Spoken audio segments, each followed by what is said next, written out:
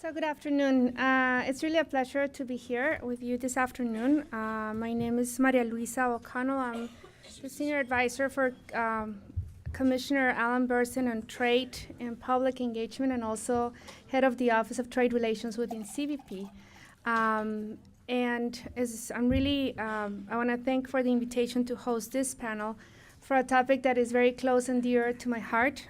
Before being with CBP, I was president of the Border Trade Alliance, and infrastructure was always one of the key topics, but how do we keep the economy going along the ports of entry and along the border? Our panel today is a panel that brings really a wealth of expertise and wisdom and knowledge from different perspectives in terms of how do we deal with the challenges of infrastructure and doing economic development and commerce along the ports of entry. And I hope that you can take fully advantage of who you have here in the panel because it's a very unique opportunity to have them together and be able to look at different areas. I'm going to very briefly just tell you who we have here on the table. I'll start with the Honorable Congressman Jim Colby, who currently serves as a Senior Transatlantic Fellow for the German Marshall Fund of the United States.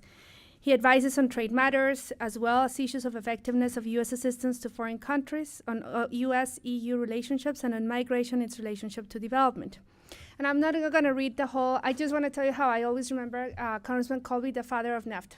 I always used to remember when I first joined BTA and they told me Congressman Colby is the father of NAFTA. He is big supporter. He will always help you to get the funding, and he always came through. So you have the bios on the packets, but Congressman Colby was a true leader when he was in Congress, educating his colleagues and fighting for why is it the importance of free trade and looking at the different perspectives. And I'm sure if he had time, he will share stories about the educational process with his colleagues and sharing information.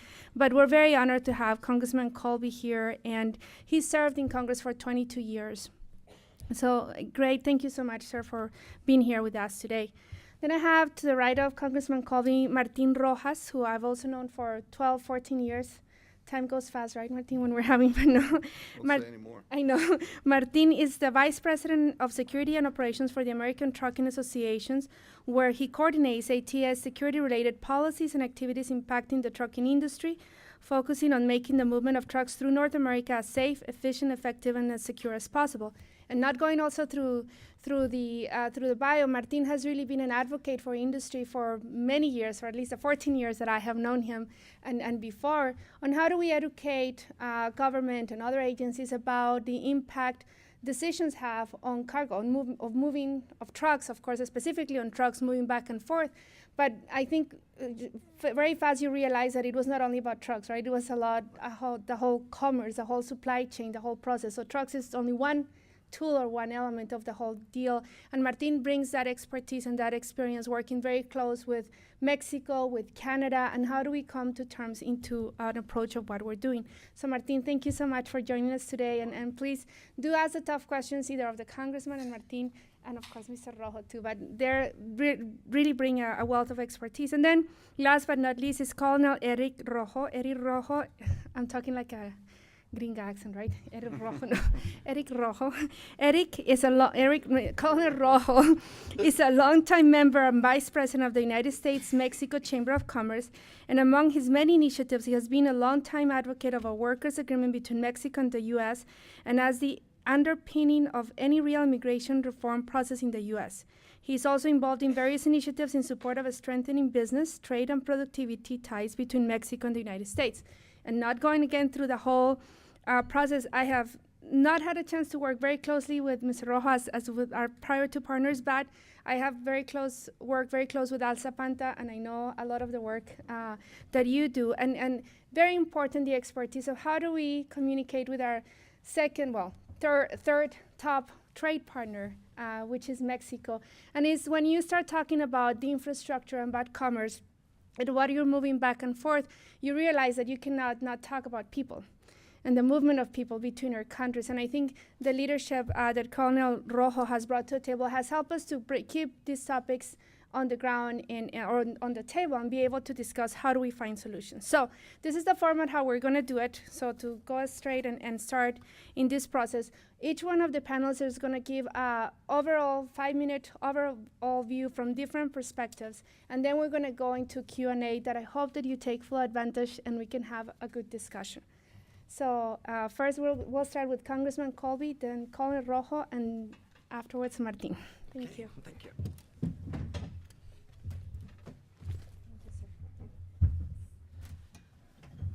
Thank you very much, Maria Luisa. I think I'm going to get a crook in my neck going back and forth like this with the way the venue is set up here. So if I'm ignoring you over on this side, excuse me. Maria Luisa, thank you for the nice introduction. There's just one thing I have to correct since my boss over here from McClarty Associates is sitting here. I'm also an advisor for McClarty Associates, where I do strategic consulting sometimes on some trade and border issues. We're grateful for it. Thank you very much. That was nice to hear. I appreciate that. It is really a pleasure to be here with you today. And this is a topic, obviously, that I dealt with 22 years in the Congress of the United States, and before that 6 years in the Arizona State Senate, representing a border district that it's on the border, that has several crossings. You can't help but deal with this issue. You can't help but be in Arizona and not be aware and understand what these kinds of issues are. And so I just want to touch briefly on some of these and what I see as a perspective from the political standpoint, and then we're going to hear more specifically from the people who are in the private sector and on the and implementing some of these things as to the problems that we have. It was just mentioned that Mexico is our third largest trading partner, but for Arizona, it's our first trading partner. Nothing else comes even remotely close to the kind of work, the kind of trade of goods and services that we have with Mexico. It's extraordinarily important, and even in the economic downturn, even with the difficult times that we see on security in Mexico today, it still remains by far the largest trading partner.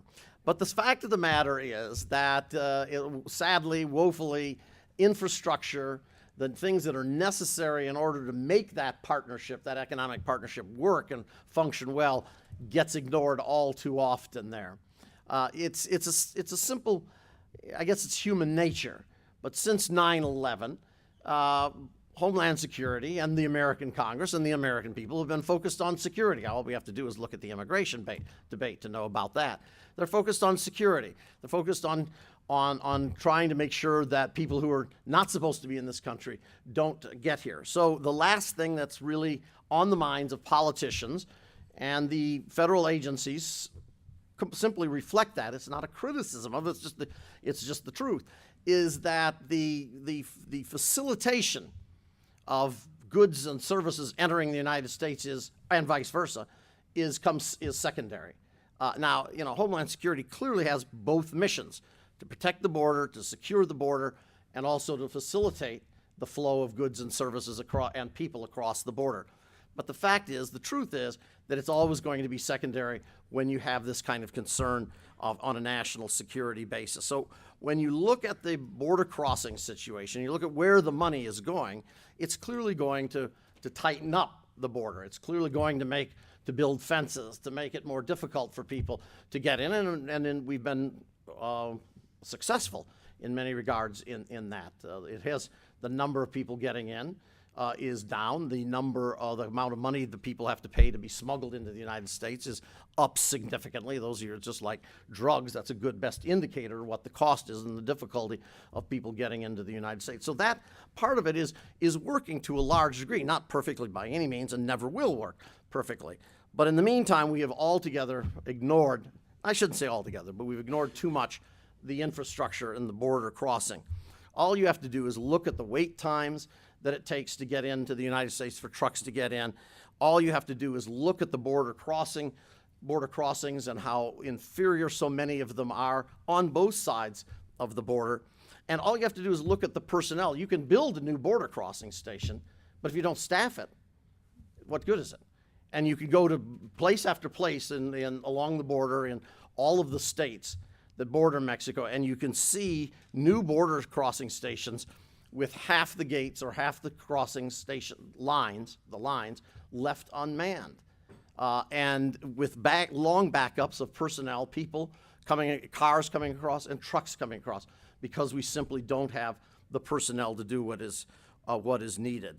And then there's always the problem of moving towards a paperless process, the technology. My gosh, it seems like the federal government really has a problem with this. It doesn't matter which agency it is. Before I chaired the Foreign Operations Subcommittee, I was chair of the Treasury Postal Service, which included the Internal Revenue Service, and we put $4 billion into devising a paperless system for your income tax returns. $4 billion, and 4 years later they said it was a complete failure.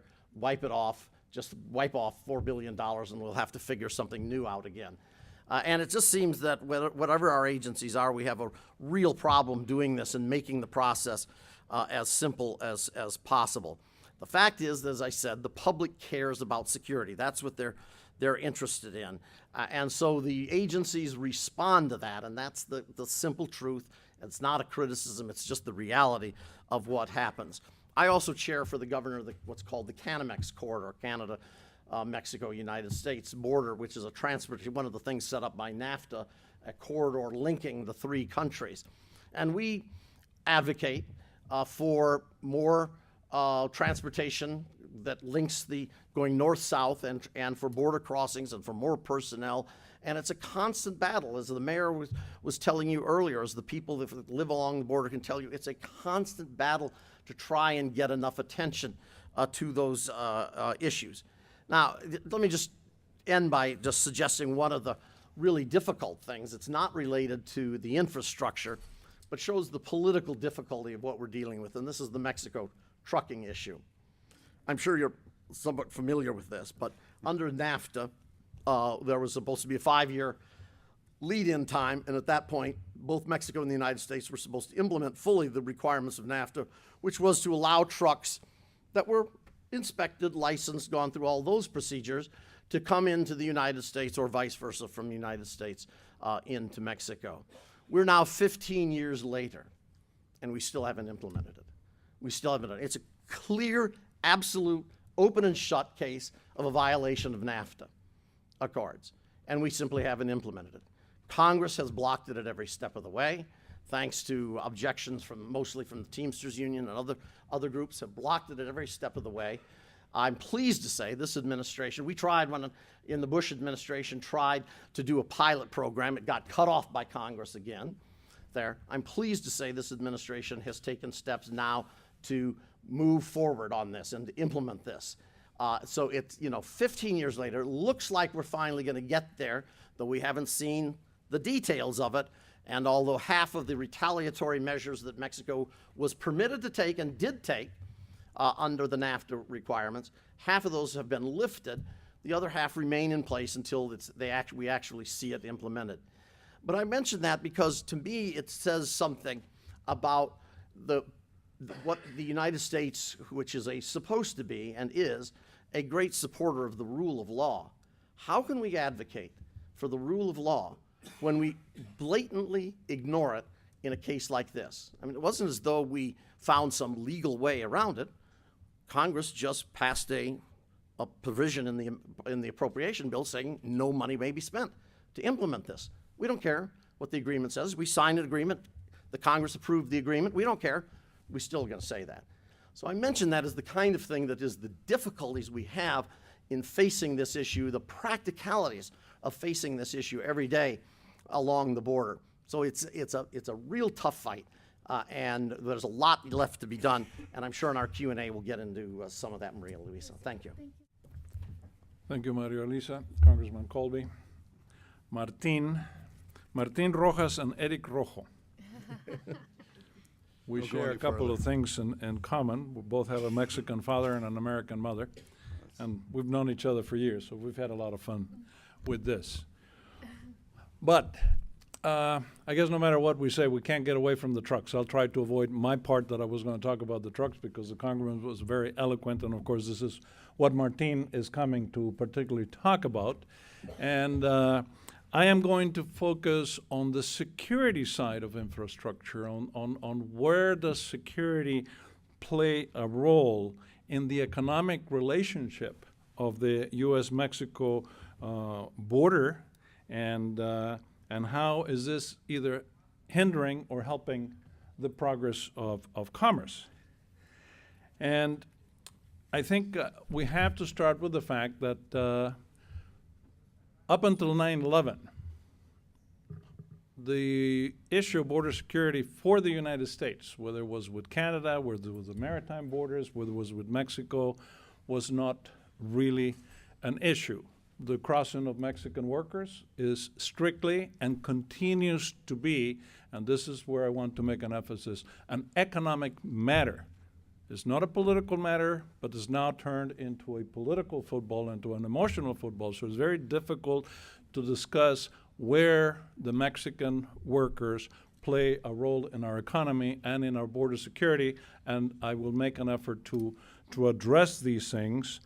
But first, we have to look at the overall security situation of the border. Since 9/11, somebody dreamed up the thought that Osama bin Laden was going to come across the Mexican border through the coyotes and the polleros, and we've been looking, and all we find is Osama bin Lopez. And Osama bin Lopez, up until about 5 years ago, was strictly the honest worker that was responding to demand. The whole issue goes back to supply and demand. Mexico has had a supply of workers since the Civil War. We're celebrating the 150th anniversary of the Civil War, and at that point, there were agreements between President Juarez and President Lincoln of support.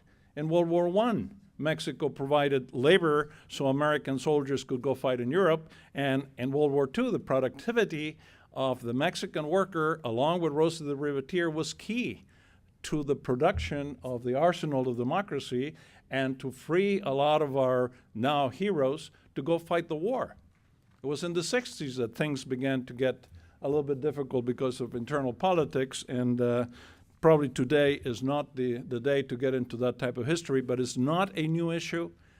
It is a current issue. Under the unemployment that we faced in the country in the last 2 years, the one thing that the press never mentioned is that labor for our farmers was lacking.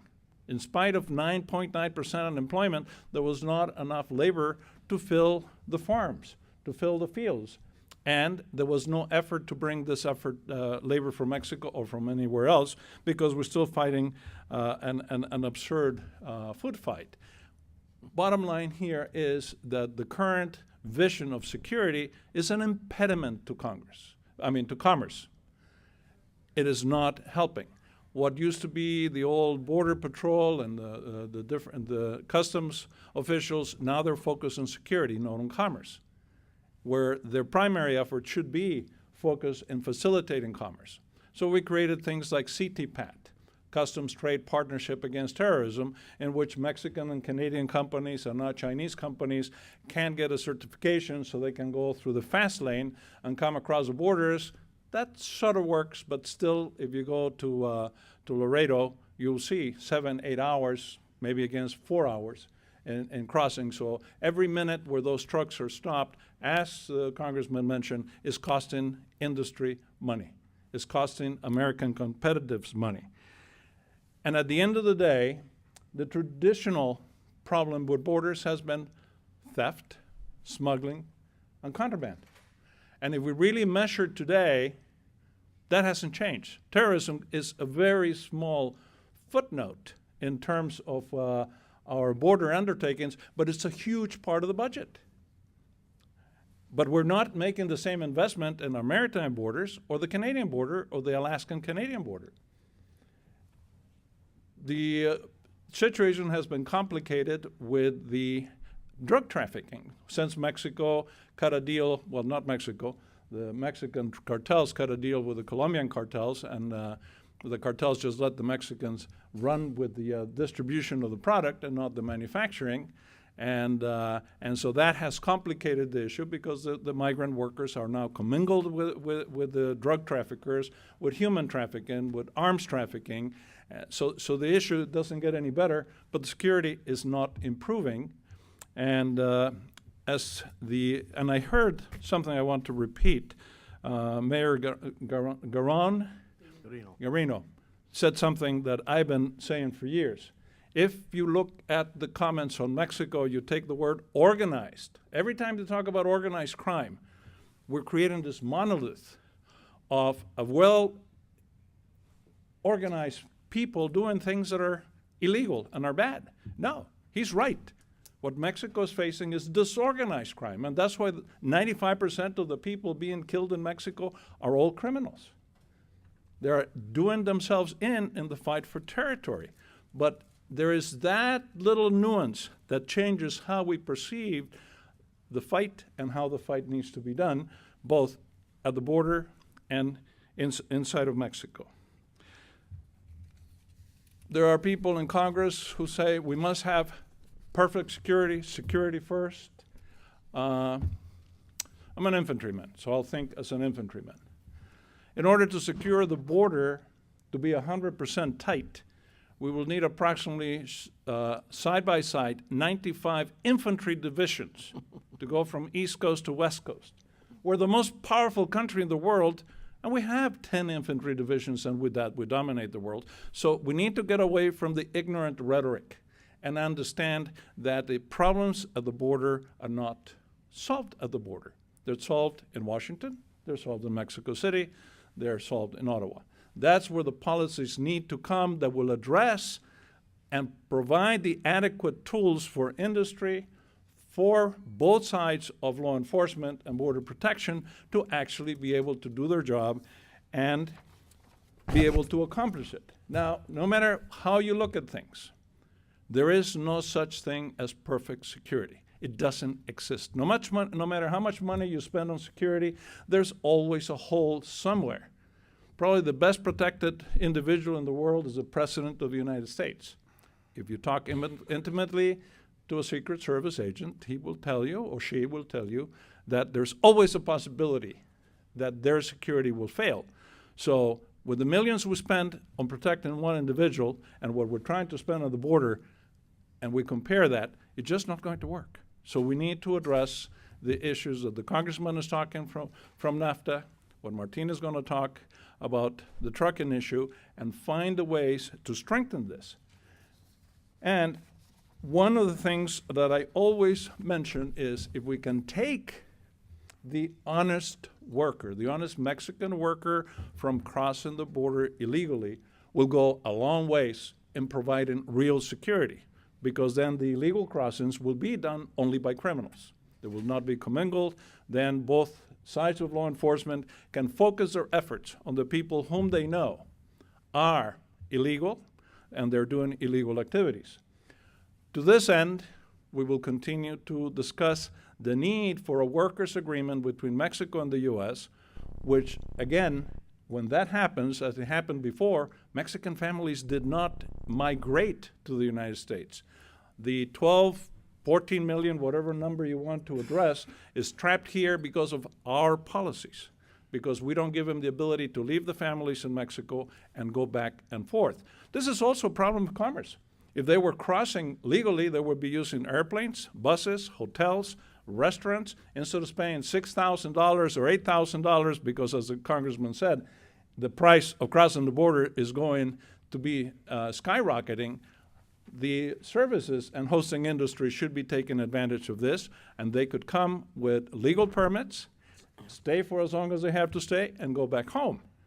This is an issue that both countries are not addressing adequately, because the U.S. is basically ignores the need of the private sector for labor. Just very, very quiet. We all know it, but nobody's doing anything about it. And then the Mexican side, when you address them, they say, well, our Constitution gives the Mexicans freedom to go everywhere. Yes, guys, but educate them.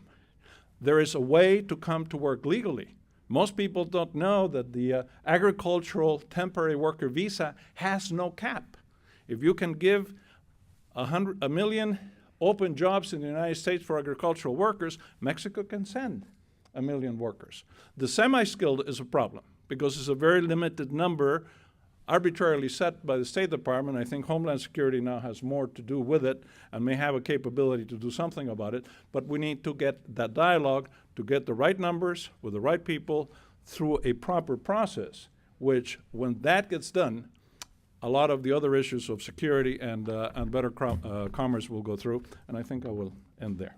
Thank you so much. Sure, I'm going to actually do it from here. My legs are a little wobbly. I just flew in from, got in from Argentina this morning, and I was there for a transportation conference that basically dealt primarily with Mercosur, and I don't know if Steve Landy's still here, but Steve Landy made the question of Ambassador Shapiro on Mercosur. And it's kind of interesting just to bring into context the fact that just about everybody's having the same discussion on borders. How do we make borders more efficient? How do we make borders not necessarily disappear, but allow them to move people through? Before I give my very short presentation, I first of all want to thank Congressman Colby for his effort in the independent annual evaluation report. If you want to learn about NAFTA trucking, and I know you all do, you definitely want to pick up the independent evaluation report, which was released probably in 2008, I believe, October, I think it was. Yeah, sounds right. And they did an excellent job with the history, some of the data. You know, the fact is that most of the data that they collected was good data. It just wasn't enough data to truly make it statistically significant. So that was one of the key issues. So we'll see what happens with the new panel.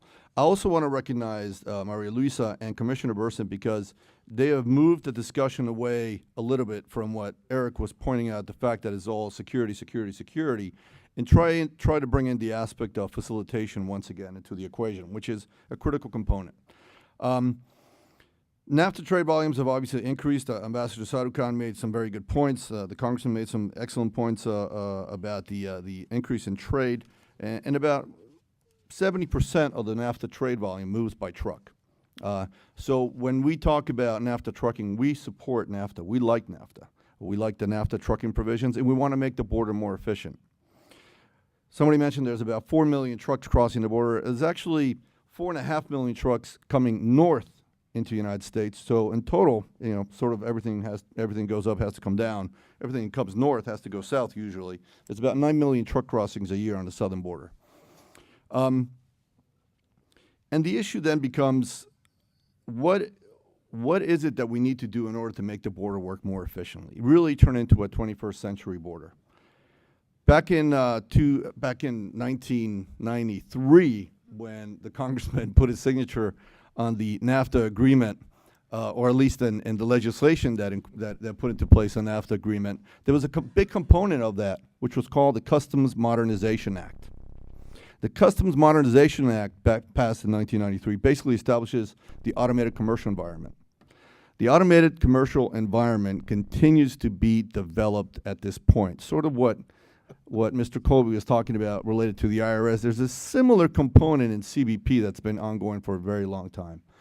There is now, because of the only fact that we were the only transportation mode without an electronic manifest, we now have an electronic manifest for trucking. But ACE is not yet truly completed. So there's a lot of work that needs to be done there. Big component of ACE includes the International Trade Data System, ITDS, which basically would allow every government agency that has a need to collect information from border crossings to go into a single window. We have not reached that point yet. And I think it's a very important component that we need to do in order to expedite the processing of cargo. Because it's okay if CBP has said, yeah, go ahead, you can come in. But if U.S. Fish and Wildlife or FDA or USDA or FMCSA or whatever one of the other acronyms you want to throw out there, of the 70-plus agencies, 47 agencies that actually have some part or role in the cross-border movement, it's going to take longer. What needs to happen? Well, you know, a lot of people. I forget who I was talking. I was talking to the congressman before. You know, every mayor on the border wants a new border crossing. And we in the trucking industry, you know, we're of the thought, you know, you want to build a highway, you want to build a border crossing, go ahead. You know, build it and we'll use it. There's no doubt about it. I mean, we'll come to it. So we get mayors from different towns coming, hey, ATA, can you help us out? You know, can you support our work? And we say, no, you know, we don't want to, you know, pick you or pick you or pick you. You build it, we'll use it. There's no doubt about it. Now, the southern border has really developed well in the sense of separating commercial traffic from regular traffic. You have about 400 million crossings a year, transactions of people crossing the southern border. That's 400 million, I think 530 million total. So it's, I mean, you know, if you've ever been to San Isidro, they're doubling what San Isidro looks now, which is a Herculean task, because I don't know how they're going to make the highways fit all that. I mean, it's a lot of money. But one of the critical issues that we need to look at is, as I mentioned, we have the Customs Modernization Act. We need an automated manifest. We need to be able to, what I envision at the border in the future is, you have a truck coming across the border, coming up from, let's say, Guadalajara. That truck is a member of the Customs Trade Partnership Against Terrorism that Eric mentioned. And we support that program. It's a very good program, actually. It has some fine-tuning, as everything else does, but it works pretty well. You have a carrier that participates in CTPAT. You have an importer, a Walmart, or an AT&T, whoever, who actually also is a part of CTPAT with their cargo inside the truck. And you have a truck driver that has a security clearance done by CBP and whatever other law enforcement agencies are out there. At the same time, you put a secure seal on the trailer to ensure that nobody opens up that trailer. What we envision in the future is something similar to that door opening up and letting the trucks come through just like that paper flew out. Good timing. To fly like the wind is what we want to see at the border. What we want to see is similar to what you have in you know, one of these big box stores where you don't have actually necessarily a customs inspector at the gate. In essence, you know, you go to this cashiers, and some of the cashiers, you know, cash registers have no cashier. It's just simply wander through, you know, you just send the barcode through and off you go. Now, that seems a little bit far-fetched, but at some point we have to be able to get to that point. And I think that it's truly the border of the future. What we're going to see is that you can have the X-ray machine take a shot of the trailer that can be viewed either in El Paso at the Intelligence Center. It can be viewed here on at CBP headquarters. It can be viewed anywhere you want to. That's a very critical component. And we can get all the information before the trucks arrives at the border. We're already getting all the information about the driver, the cargo, and the vehicle. So everything is being done beforehand.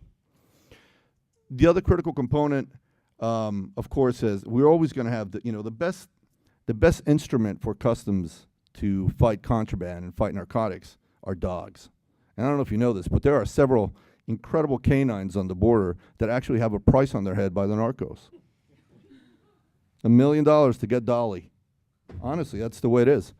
These are the most precious assets we have down at the border. They're amazing how they find stuff. So in that sense, that's what I envision as an infrastructure is eventually not truly, you know, automated in the sense that there is no manpower. But we have to get to use the technology with the highly secure movements. The low-risk shipments have to be envisioned in that sense. It's a very critical component. Just a brief word on NAFTA trucking. NAFTA trucking is very important for us. You know, we look at the border, and we're not naive. You know, I mean, you implement NAFTA trucking tomorrow, the border is not going to change. You're not going to see hundreds or thousands of Mexican trucks coming across the border. They have to go through a very, very detailed application process, and then they have to get approval. And probably the most difficult part of it all is that they have to get U.S. insurance. So they have to demonstrate a certain level of financial responsibility. They have to comply with engine requirements. I mean, you know, I was just with them last week, and they were just complaining about all this stuff. But it is a very critical component. But we believe that NAFTA trucking is a piece of the puzzle. Make trucks and make the border more efficient, but there are tons of business practices that Mario Luisa well knows related to some of the, I'll say brokerage issues that we have, primarily on the Mexico side of the border, that really need to be changed. And it's a very important component because they control most of the movements. So even if we have the waiting times at the border, I mean, your trailer was probably already waiting 2 or 3 days to get cleared by the broker. So it's just one of the components. There are many moving pieces on the border. That's a very important thing to keep in mind. And you need to be able to figure out what you're going to do with each one and see how they interact with each other. And with that, Maria Luisa, I'll be happy to take any questions. Thank you very much. Thank you, Martin. So if we make Can I just say one thing before we Yes, get you into the may. questions? Yes. Just one quick comment. I just was struck by Martin's comment on ACE. I was chairman again of the Treasury subcommittee that was up until 2000, and we were dealing with ACE then. They were implementing ACE then, and here we are 11 years later, and it still isn't. But I want to make you feel just a little bit better. Okay.